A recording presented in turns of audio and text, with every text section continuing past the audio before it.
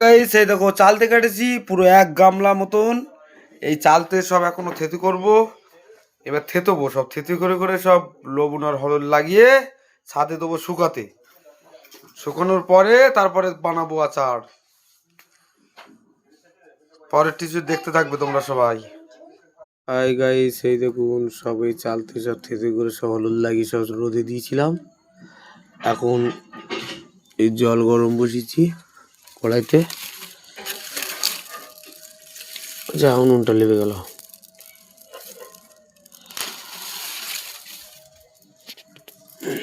আর এই সব মশলা নিয়ে এসছি, সব মশলা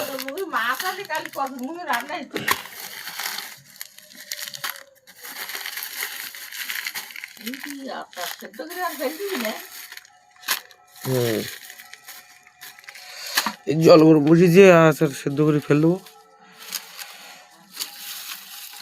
জলটা ফেল দেবো আচারের, এটাই আবার সেদ্ধ করবো।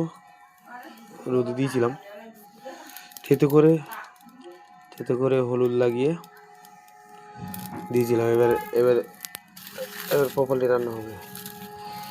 সব মশলা সব নিয়ে এসেছি একের পর এক। কালো জিরা, গরম মশলা, পাঁচফোড়ন, এতে তারপরে মৌরি, ধনে, লঙ্কা, গরম মশলা কি আছে, লঙ্কা, এই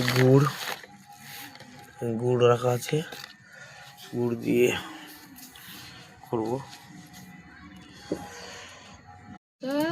হ্যাঁ মাইমা গাছি দেখবা, আমি খেজুরির হলো খেজুর গাছ কাটবো।